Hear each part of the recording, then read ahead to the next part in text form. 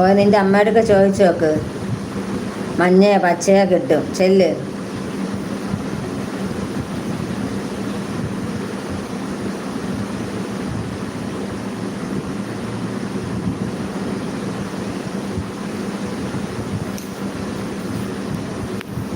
എന്തോന്ന്?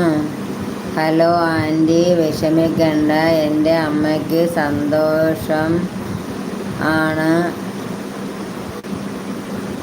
കാരണം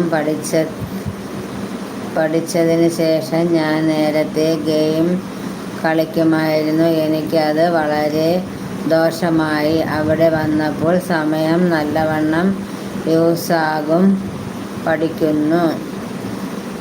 ഓക്കെ മോനെ, കുഴപ്പമില്ല. എന്ന് വെച്ചാലേ മോനെ പഠിക്കാനായിട്ട് അമ്മ ക്യാഷൊക്കെ മുടക്കിയായിരിക്കും പഠിപ്പിക്കുന്നത്.